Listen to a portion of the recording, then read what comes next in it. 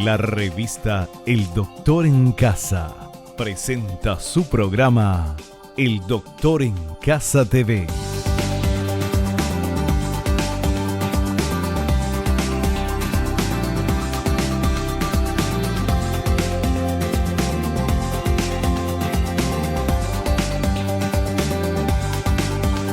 Con la conducción de Vivi Landó.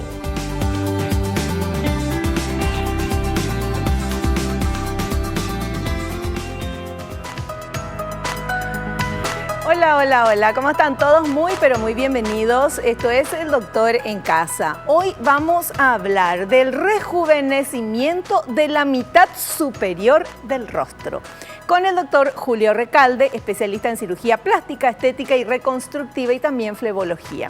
Y vamos con esta placa que habla de, por favor señora, no entre en pánico, que el proceso de envejecimiento del rostro comienza alrededor de los 25 años y no está limitado solo a la piel. Se caracteriza por la pérdida de la elasticidad de las estructuras y su caída progresiva, que varía según las características particulares de cada paciente. Existen opciones de procedimientos de rejuvenecimiento que brindan excelentes resultados.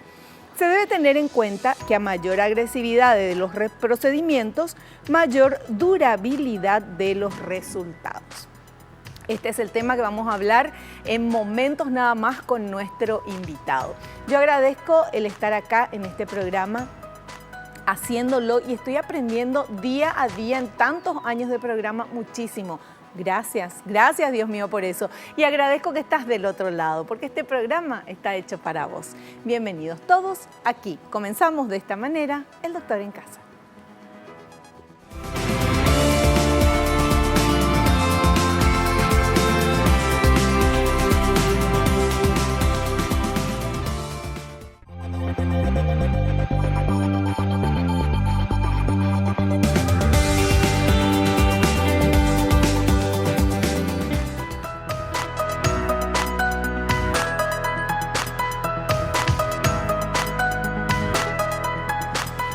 Estoy con mi invitado, con nuestro invitado, el doctor Julio Recalde, y quiero leerles rápidamente el currículum del doctor.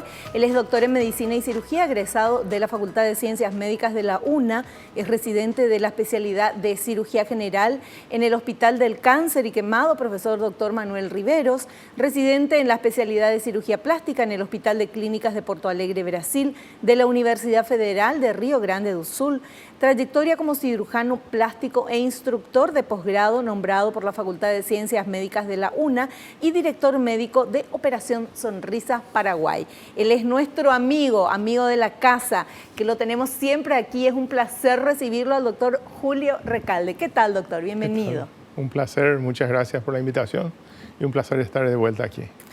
Qué gusto tenerte, doctor, y hablar de este tema, rejuvenecimiento de la mitad superior del rostro. Yo le decía al inicio del programa, tranquila señora, porque hablábamos de que el proceso de envejecimiento del rostro comienza alrededor de los 25 años. Entonces, pero eso es así.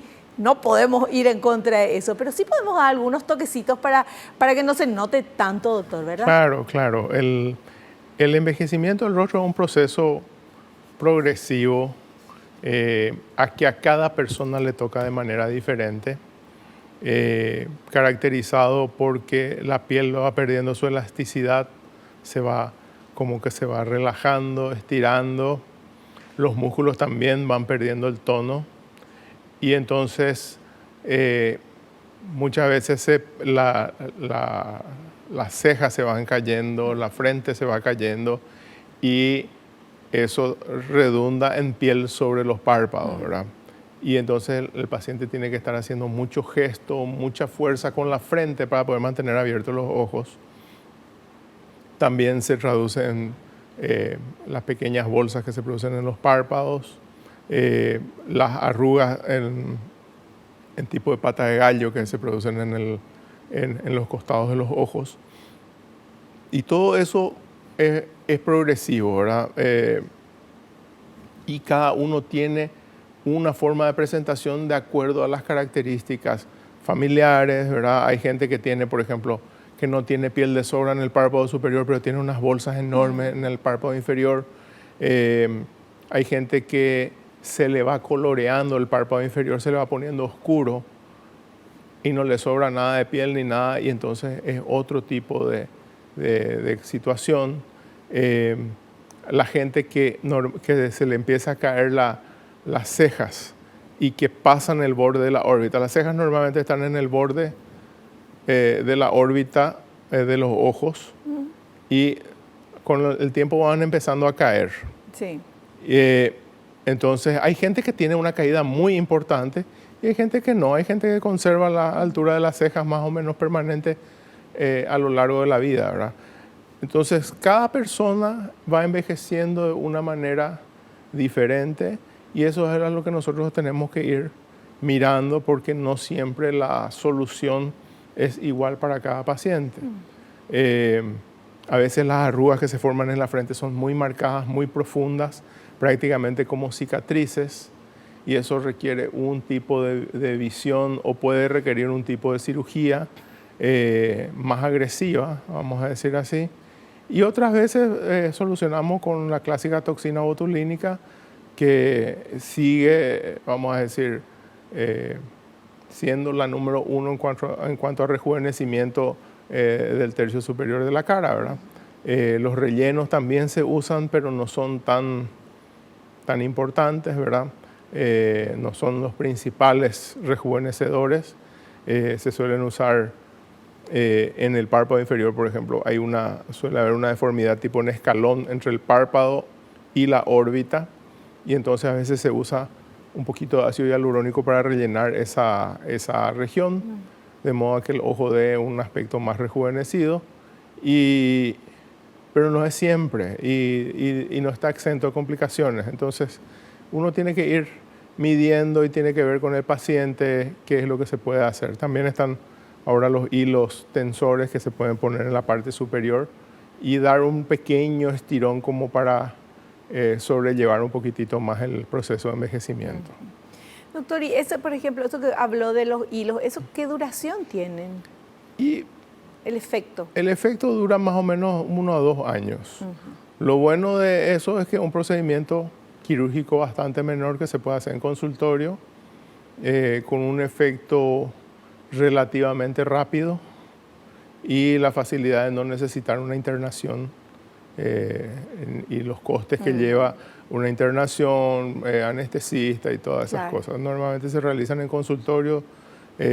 Por supuesto que no se puede pretender que levante toda la cara, pero es un toque importante, ¿verdad? Especialmente ahora que la gente está buscando procedimientos baratos. Sí. La gente está buscando procedimientos con un resultado no muy alarmante, vamos a decir, que no llame demasiado la atención. Por supuesto que después de un tiempo, cuando ya se hicieron 3 o 4 veces, te van a decir, sabes que ya quiero algo permanente, claro. Porque... Pero es una manera de probar qué tal va a quedar también, ¿verdad? Claro, es una forma de probar. Sí. Y eso siempre es cuestión de una buena conversación con el paciente, a ver qué pretende y qué está dispuesto a hacer para conseguir los resultados que está queriendo, ¿verdad? Doctor, pero también vamos a hablar de el querer tener un rostro más juvenil o más joven, y también el tema de que hay personas que realmente tienen que hacerse porque no pueden ni ver, porque se les cae mucho, claro, ¿verdad? Claro. O sea, no es solo coquetería, por decirlo, sino que es también una cuestión de visión. Claro, muchas veces los colegas oftalmólogos son los que nos envían los pacientes, sí. Aquellos que tienen mucha laxitud de piel del párpado, entonces ya les cuelga, ya pesa inclusive sobre las pestañas, y te dicen, yo tengo que levantar la cabeza y hacer fuerza con la frente para poder mirar. ¿Te imaginas? Y ahí es una cirugía, no deja de ser una blefaroplastía, ¿verdad? Pero el objetivo más que nada es aliviar el bulto que está pesando, sí. Ahí, ¿verdad? Normalmente no se puede sacar toda la piel que sobra, ¿verdad? Que es una cuestión también muy importante. A veces los pacientes dicen, ¿por qué no me sacaste más? Y resulta que le sacas más y no va a poder cerrar el ojo. Dios mío. Y es un problema mayor, ¿verdad? Claro. Entonces, siempre se habla con el paciente de las limitaciones de los procedimientos. No se puede esto, no se puede aquello, ¿verdad? Vamos viendo, vamos seleccionando. Hay gente a la que uno la ve bastante positiva en cuanto a su actitud a una cirugía. Entonces, bueno, uno le puede ofrecer un procedimiento un poquito más agresivo, de modo que el resultado sea mejor, que dure más y todas esas cosas. Y hay gente que viene y te dice, no, yo quiero un cambio chiquitito nomás, que no se note luego mucho. Claro. Porque mi familia no está de acuerdo, porque no está de acuerdo. Entonces, Hay gente que se hace todavía escondida la cirugía. A mí me es muy simpático eso, pero o sea que, ¿cómo te vas a hacer escondida una cirugía sabes plástica? que piden, pero yo no estoy de acuerdo, ¿verdad? Claro. Así para hacerse votos y esas cosas sí vienen porque Sí, bueno. de repente no quieren que el marido sepa que tiene un poquitito de plata o que, qué sé yo.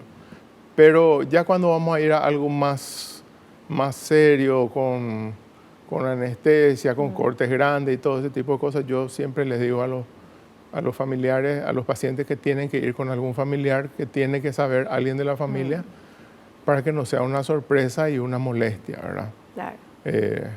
Siempre está el que te viene y una que te viene y te pide una lipo de urgencia porque el marido viajó y viene la otra semana, entonces quieren hacerse ahora. Dios mío, existe eso todavía, no puedo creer. Pero no es lo habitual. Claro. ¿Verdad? Bueno, ¿por qué, doctor, hay gente que envejece bien y hay otras personas que realmente chocan contra un almanaque, parece? ¿Por qué? ¿Cuál es la diferencia? Antes de ir a un cirujano y de hacerse nada. Claro, yo creo que es la genética, ¿verdad?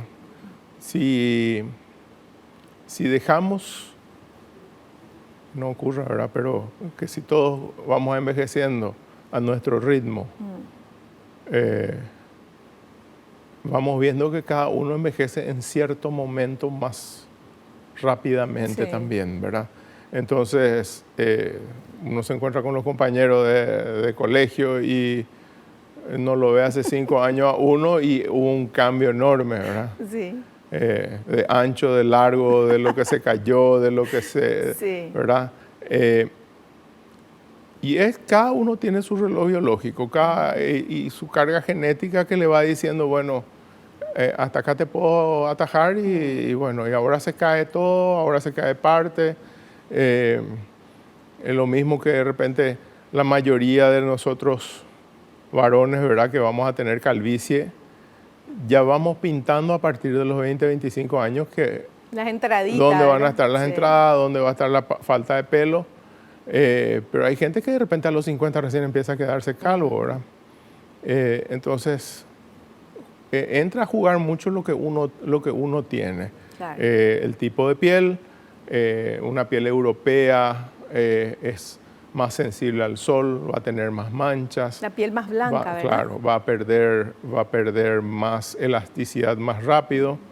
Una piel latina como la habitual de la mezcla de indígena, de español y esas cosas que tampoco, el español no es el blanco europeo típico, ¿verdad? Sí. Entonces, nuestro tipo de piel suele ser un poquitito más dura y suele conservarse más tiempo. Vamos a ver, dura, más elástica, vamos Exacto. a decir, ¿verdad? Bueno, de todo eso depende y lo importante es ir conociendo aquí con nuestro invitado qué cosas se pueden hacer, llegado el momento, si hay algo que te molesta y si lo podés hacer. Bueno, todo eso vamos a hablar en este programa. Ahora vamos a hacer un pequeño corte y volvemos ya.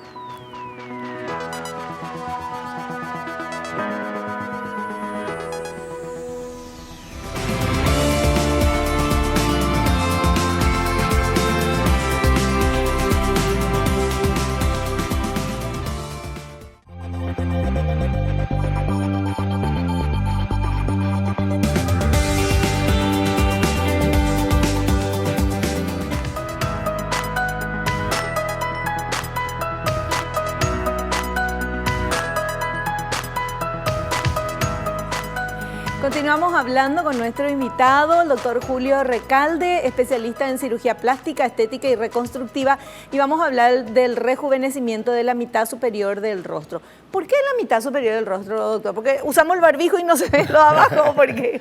No, pero es, al ser la mitad superior del rostro, están los ojos, está, vamos a decir, la musculatura de la frente, toda esta región que es mucho de expresión, mucho de que te ves triste, no te ves triste, pareces alegre, ¿qué te pasa, que estás cansada? Entonces, le damos una cierta importancia en ese sentido, ¿verdad? De que requiere cuidados especiales, no es lo mismo que rejuvenecimiento del rostro en la parte inferior, ¿verdad? Porque los problemas son diferentes. Y los abordajes, evidentemente, como te digo, yo siempre digo, hay un antes y un después del Botox, ¿verdad? Antes del Botox, el 90% de las pacientes que tenían problemas de frente iban a una cirugía. Claro. Hoy en día, y la cirugía era grande, ¿verdad? Hoy en día es al revés. Yo creo que menos del 5% de los pacientes van a una cirugía grande, ¿verdad? Donde hay un corte grande a nivel de la frente o dentro de los pelos, ¿verdad? Hoy en día es primero Botox, después vamos a estos procedimientos de los hilos, después hay otros procedimientos endoscópicos en los cuales a través de la frente se mete unas cámaras y con pinzas se van soltando los lugares donde hay musculatura muy fuerte y de esa forma la frente, vamos a decir, se aplana y deja de tener tantas arrugas, ¿verdad? Y después el último caso sería en la parte quirúrgica, donde uno tiene que cortar y tiene que elegir dónde cortar. Están los abordajes, por ejemplo, por la frente, están los abordajes por sobre las pestañas, que eso era muy tradicional en varones que tenían la frente muy marcada. Sí. Entonces se elegían dos arrugas muy profundas, se la sacaba como una cinta y se volvía a cerrar la piel. Entonces todo se estiraba y ahí se soltaban los músculos de modo que la frente quede mucho más plana. Pero es tan sexy el hombre con arrugas, doctor. Disculpe, va en contra de su trabajo, pero a mí me parece súper sexy un hombre así con arruguita acá, cuando se ríe acá, me encanta. Y no sé, pero cada uno con su... Bueno. Estoy pensando a ver si me gusta a mí, ¿verdad? Pero no. Es que cada uno tiene su... Depende de cada uno, ¿verdad? Por supuesto que no queda tan elegante, desde mi punto de vista, un hombre que está muy tocado de Botox, muy relleno, ¿verdad? Porque... creo que saca lo masculino, ¿verdad? Sí. Entonces, uno tiene que hablar bien hasta dónde. Yo tengo pacientes hombres que vienen, se hacen y no pretenden llegar a... Vienen con las esposas, ¿verdad? Claro. Y la esposa viene y se hace el Botox. Buscamos un resultado. El hombre no. Yo quiero que mi aspecto sea más rejuvenecido, pero no quiero que me cambie demasiado. Claro. Quiero seguir teniendo expresión y todas esas cosas. Perfecto. Bueno, tenemos materiales para compartir. Vamos con este primer material, por favor. Tener en cuenta las características particulares del paciente. Cuando el paciente acude al consultorio buscando un rejuvenecimiento de frente y párpados, el especialista debe tener en cuenta sus características particulares, a fin de indicar las mejores soluciones. A mayor edad, los resultados serán más limitados, especialmente si el paciente descarta procedimientos quirúrgicos. Cuando las expectativas son muy altas para los límites puestos por el paciente o por sus condiciones clínicas, a veces es mejor no intervenir.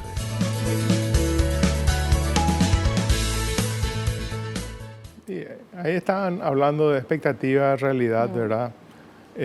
Hay gente que viene y te dice, quiero que me hagas lo mínimo y el resultado sea el máximo. Milagros no hago. No, va por ahí, ¿verdad? Claro. No podemos ofrecerle al paciente algo que no va a conseguir. A veces también es un problema de comunicación, porque está el hecho de que te diga, quiero una flor de resultado y y yo entiendo así, y había sido que lo que pretende es algo pequeño. Entonces muchas veces le damos la vuelta a las preguntas y a las respuestas, claro, a ver a dónde quiere llegar, ¿verdad? Pero hay gente que yo consigo un resultado que yo digo, es pobre lo que yo conseguí. Y la paciente está súper contenta. Claro. Entonces me doy cuenta de que también es un problema de comunicación. Qué importante es eso, aclarar bien antes, ¿verdad? Sobre todo el tema de las expectativas. Sí. Vamos con este otro material, por favor. Al analizar la caída de cejas. Cuando las arrugas no son muy profundas y la caída de cejas no es muy pronunciada, se puede indicar el uso de toxina botulínica. Si la caída de cejas es importante, se puede realizar una cirugía de levantamiento por vía endoscópica, lo que al mismo tiempo consigue que algunos excesos y bultos en los párpados puedan hacerse menos notorios. Cuando la caída de cejas es importante y las arrugas de la frente están muy marcadas, se puede recurrir a la cirugía de estiramiento frontal tradicional por vía coronal o precapilar. En alguna ocasión se pueden disimular las arrugas de la frente con ácido hialurónico, pero por lo general se debe acompañar con toxina butolínica para un mejor efecto. Estamos hablando ahí de esto que ya veníamos hablando, ¿verdad? De la caída de las cejas. La caída de las cejas, por eso es súper importante. Hay gente que viene al consultorio ya con tatuajes hechos, donde ya se han depilado la ceja original porque estaba tan caída y se hacen tatuajes más arriba, en donde ellas quieren. Entonces, resulta que ya se cayó toda la ceja original y está la ceja tatuada en un lugar así, que es un problema, ¿verdad? Sí, sí. Pero te digo hasta qué punto uno puede llegar con eso. Lo importante es saber cómo hacerlo, evaluar eso, encontrar, porque muchas veces vienen así y te dicen, no, yo me depilé nomás mi ceja. Y de repente yo me pongo a mirar bien con una lupa y encuentro que la ceja realmente está más abajo, ya está dentro de la órbita, vamos a decir. Y uno tiene que ser muy cuidadoso con eso porque le puedo ofrecer un Botox que no va a tener buen resultado, o ahí en ese caso hay que hacerle un levantamiento de ceja y todas esas cosas, con el estigma que puede quedar de que le estiras la ceja para arriba y el tatuaje se va a quedar en una posición inadecuada. Muy alta, claro. Entonces uno tiene que ser muy cuidadoso, ¿verdad? Ya es, por ejemplo, parte, por ejemplo, de gente que se le cayó y se tatuaron la cola de ceja en donde querían, ¿verdad? Tienen buena ceja acá y la parte de la cola de la ceja se les cae mucho, entonces se rapan los costados y se hacen una pintura en donde les gustaría, ¿verdad? A veces eso levantamos con una cirugía y terminamos sacando el tatuaje y la paciente se puede volver a dejar crecer la ceja natural que ella tenía en el lugar donde le corresponde. El Botox tiene formas de poner, ¿verdad?, en las cuales uno puede hacer que la cola de las cejas se levanten, ¿verdad? A mucha gente no le gusta, a mucha gente le gusta, ¿verdad? Mucha gente dice, me da aspecto de mala, y otra gente dice, me encanta cómo me queda. Entonces, hay que hablar con el paciente, hay que ver qué es lo que quiere, ¿verdad? Porque es súper importante después de que el paciente vuelva y que esté contento. Hay cirugías para levantar la cola de ceja que se hacen desde el párpado también. Entonces, uno puede entrar desde el párpado, das 2 o 3 puntos, pero tiene que ser muy, muy cuidadoso. Claro, y como decís vos, doctor, hablar con el paciente, porque cada uno puede querer algo diferente, no todo el mundo que diga, ay, no me gusta mi ceja, quiero que esté más arriba, significa que todos queremos exactamente lo mismo, Claro, pero cada no, uno es diferente. Y viene alguien y me dice, quiero como le hiciste a fulana, y resulta que no es lo mismo. No, claro, cada rostro es Cada persona es diferente. así mismo. Vemos con otro material, por favor, dale, a ver. Al examinar la región de los párpados, se analiza el exceso de piel en los párpados superiores e inferiores, la presencia de bolsas de grasa y su ubicación. Al examinar la exposición de la parte blanca conjuntiva de los ojos, si los párpados inferiores están muy flácidos, es conveniente darles tensión. De esta forma, se disminuyen las complicaciones en el posoperatorio. ¿Cómo es eso, doctor? Bueno, el párpado superior y el inferior tienen una anatomía un poquito diferente, ¿verdad? El párpado superior normalmente con los años va teniendo un exceso de piel.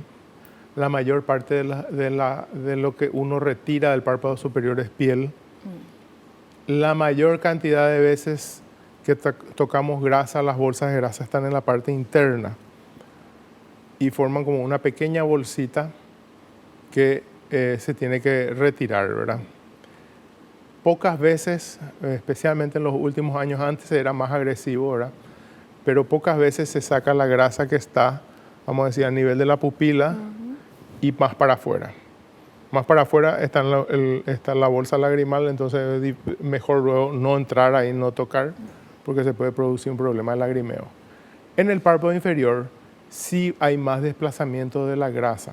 La grasa no es una grasa que se forma nueva, que no había antes, sino que es una grasa que estaba acolchonando el globo ocular y esa grasa con los años y con el aflojamiento de las cosas va saliendo para afuera.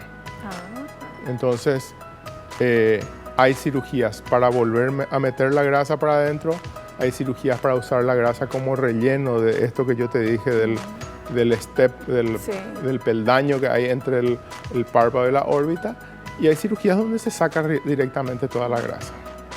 Claro, dependiendo de cada ojo, de cada párpado, es lo que se define qué es lo que se va a hacer. En el párpado superior casi siempre es piel, en el párpado inferior casi siempre es tratar la grasa. Perfecto. Bueno, súper claro. Ahora vos me vas a decir, ¿y la pata de gallo? Bueno, eso, vamos a la vuelta del corte, vamos a ver qué hacemos con el gallinero. Volvemos ya.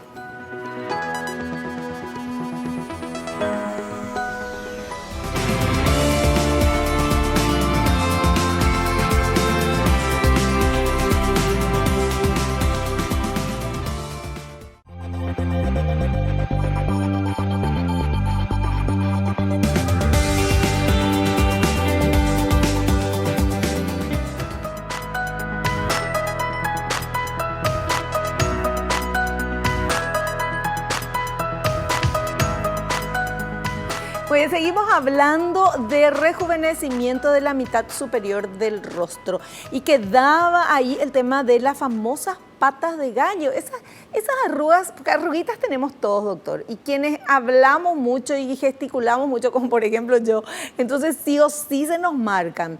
Yo soluciono eso con Botox. ¿Qué otra cosa se puede hacer, doctor? Tenemos el material y después nos cuenta el doctor. Las famosas arrugas patas de gallo.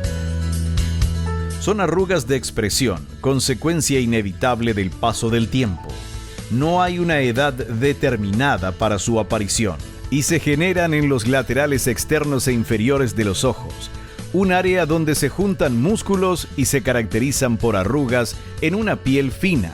Esta zona responde muy bien al tratamiento con toxina botulínica y al tensado de la piel durante el estiramiento.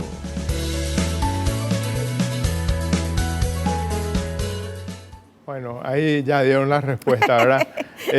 Sí, las patas de gallo, o en el idioma inglés le dicen crow's feet, que son las patas de cuervo, ¿verdad? Se forman por una fusión de musculaturas que van corriendo en distintos sentidos. Entonces, ese uso continuo de la musculatura va haciendo que aparezcan estas arruguitas que se notan mucho más en la gente de piel fina. Y la primera respuesta, la más fácil, la más rápida, la que suele dar mejor resultado siempre es la toxina botulínica. Cuando hacemos una cirugía de lifting, hacemos un tensado de esa piel también, sin tocar nada de la musculatura. Y a veces también ahora con el tema de las suspensiones con hilos, ¿verdad? También se consigue un pequeño resultado, no demasiado importante, pero que van ayudando a conseguir disminuir, ¿verdad? Mientras tengamos expresiones, mientras hablamos, reímos y lloramos y todas esas cosas, siempre van a haber esas pequeñas arrugas que se van a formar. Y que dejan al rostro natural, doctor. Claro, dejan al rostro natural. Yo creo que es parte, ¿verdad? Hay gente que te pide no tener nada si se queda alguna pequeña arruguita te reclama como que es un mal resultado, pero es imposible que sea completamente inmóvil y que uno tenga una expresión natural.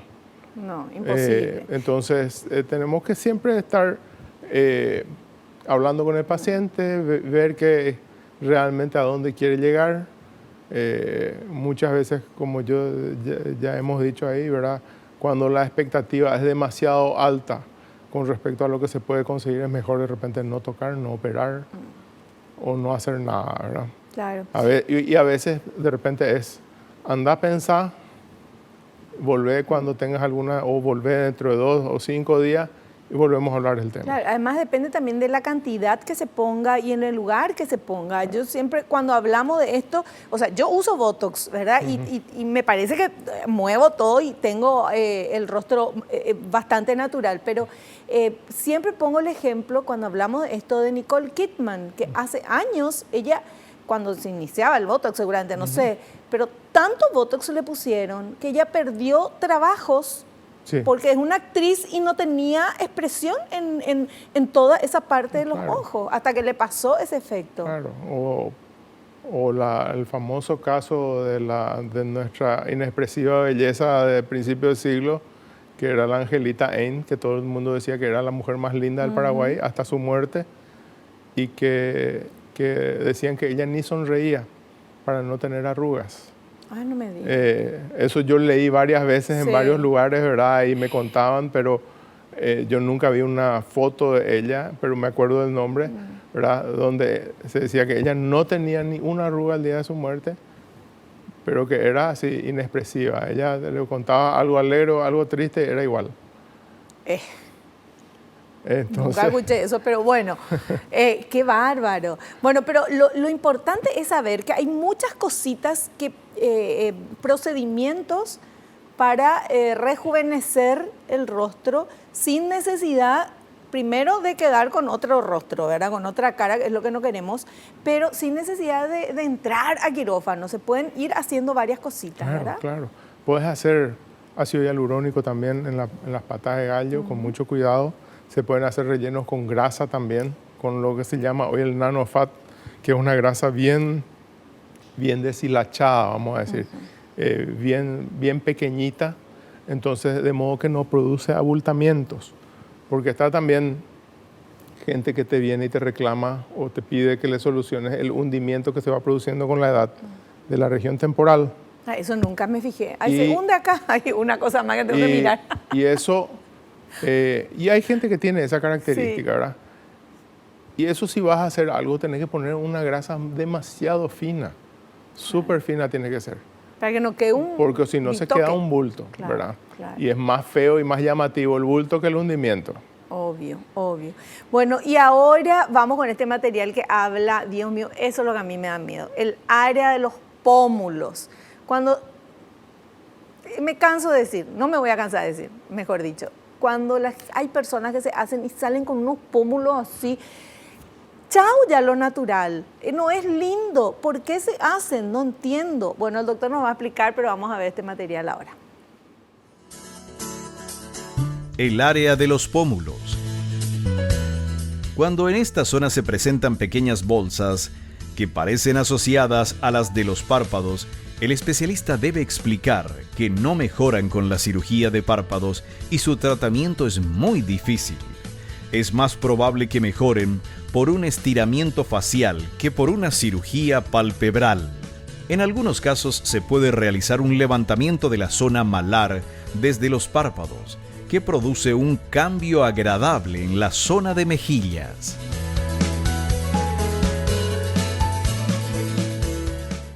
Muy bien.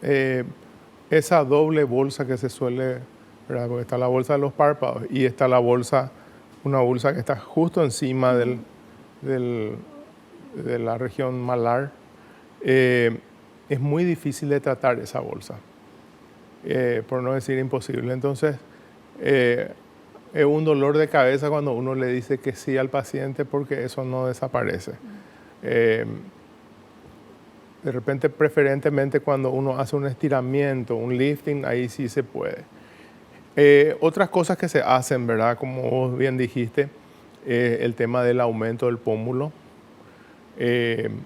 ¿Para qué, doctor, es eso? Hay mucha gente que tiene el tercio medio de la cara muy hundido, ¿verdad? ¿Pero que siempre tuvo o es naturalmente hundido, naturalmente hundido. Y eso, dependiendo del tipo de rostro, hace que como que tenga un aspecto muy triste o un aspecto muy cansado. Y haciendo un aumento del pómulo se puede conseguir un resultado agradable. El pómulo se puede aumentar con ácido hialurónico. Ahora que hay varias clases de ácido hialurónico, ¿verdad? El ácido hialurónico profundo que sirve justamente para dar volumen a estas áreas, es muy interesante. Y ahora el ácido hialurónico pasó de durar 6 meses a durar 1 año y un poquito más. Es una buena medida. En nuestro medio no se usan tantas prótesis por nuestro tipo, justamente nuestro rostro suele ser proporcionado, entonces no hay tanto problema. Pero hay características de ciertas razas o ciertas regiones en las cuales esto está muy hundido y se usan muchos implantes, ¿verdad? Pero que no es nuestro caso. No es nuestro caso, no hay tanto en nuestro medio, ¿verdad? Pero puedes usar implantes de silicona, implantes de Medpor, que es un material que permite el crecimiento de tejido dentro suyo. Y esos, por ejemplo, esos implantes se pueden poner en esta zona por vía del párpado, ¿verdad? Se abre el párpado, se entra a la región del malar y se colocan esos implantes. Cuando se hace el lifting de acá, ¿es como que aparece el pómulo o no? ¿O se le pone algo? Porque resulta que el lifting, como dice su nombre, es un levantamiento. Sí. Lo que nosotros levantamos por dentro, ¿verdad? La piel se toca, se despega y la idea es que como una sábana vos extendés y lo que sobra sacás. Pero lo de adentro tenés que reposicionar. Esto se va perdiendo porque se va cayendo. Todo se cae. Entonces le das unos puntos, le tensás a la musculatura de la región malar, le das una tensión otra vez a estos músculos del jowl que se llaman acá, de la quijada, y eso se consigue subir, ¿verdad? Y eso al final lleva a un pómulo un poquitito más saliente, que si uno ve una foto del paciente probablemente 30 años antes, va a estar ahí. Que tenía, ¿verdad? Perfecto. Bueno, vamos a hacer un pequeño corte. A la vuelta continuamos charlando con nuestro invitado.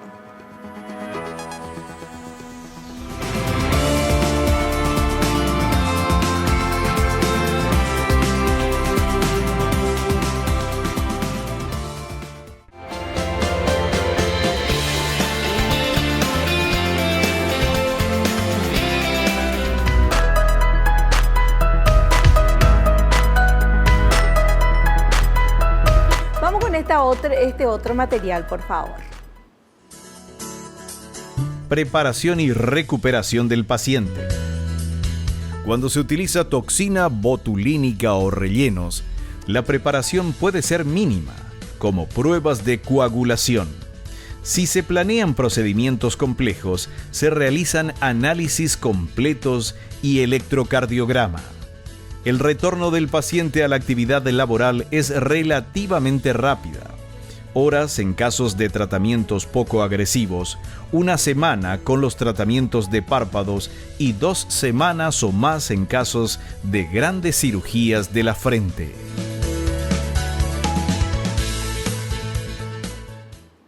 Sí, la recuperación es normalmente para la mayoría de los procedimientos es rápida.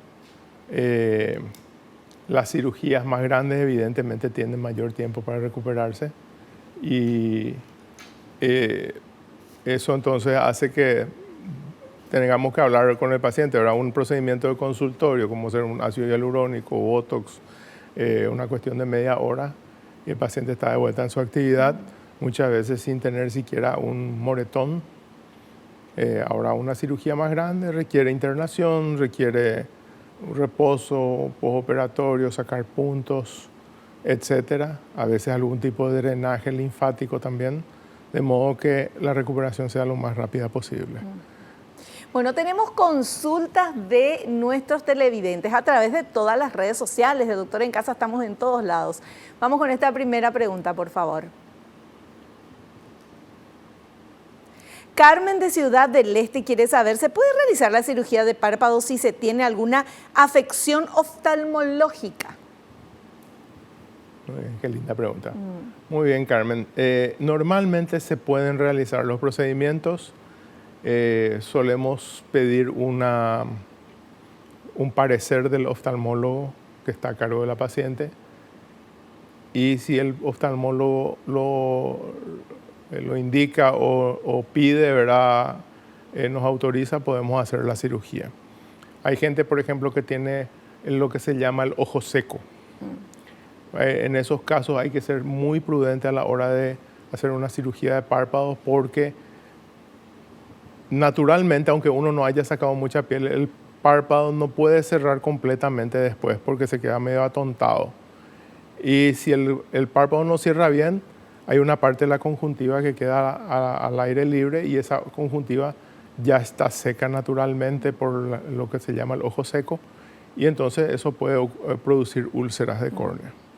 En esos casos, entonces, puede ser mejor no operar o a veces hacer una cirugía y hacer algún tipo de oclusión. A veces se da un punto, especialmente si es de un solo lado, se puede dar un punto y mantener ese ojo cerrado por más días hasta que la cicatrización sea completa y el paciente pueda abrir y cerrar bien sus ojos. Perfecto. Vamos con otra consultita. A ver. Eduardo de Asunción dice, ¿dónde se ubican las incisiones en una cirugía de rejuvenecimiento de frente y cejas? Muy buena pregunta. Bueno, habíamos hablado un poquito de... hay las que son por encima de la ceja, que son las menos, ¿verdad? Las incisiones que están en la frente, tampoco son muy habituales. Las más habituales en este momento son las precapilares, se le llama, que se hacen en forma de W a lo largo de la transición entre la parte sin pelo y la parte con pelo. Ah, no me diga. Esa es la más aceptada porque de esa forma no se agranda la frente. Si nosotros hacemos el corte acá y hacemos un estirón, entonces nosotros vamos a tensar y vamos a dejar esa frente mucho más amplia. Claro. Entonces eso no está indicado y hace mucho tiempo que no se indica más ese tipo de cirugía. Normalmente hacemos precapilar y es suficiente como para tener un buen resultado y la paciente con un maquillaje puede esconder esas cicatrices después. Perfecto. Bueno, terminó el programa a toda velocidad. Doctor, muchísimas gracias por estar acá con nosotros y por responder con tanta paciencia todas las consultas. No, muchas gracias, Vivi. Un placer y las preguntas son siempre interesantes, así que da gusto. Muchas gracias. Nosotros nos encontramos en el próximo programa, si Dios así lo permite. Y no te olvides lo que te digo siempre, porque es cierto. Naciste para ser feliz. No te conformes con menos. Chao, chao.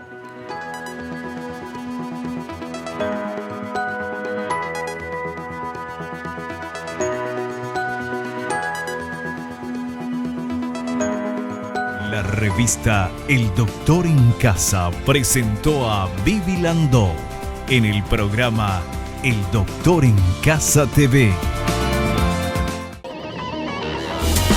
Fue una realización de Alicante.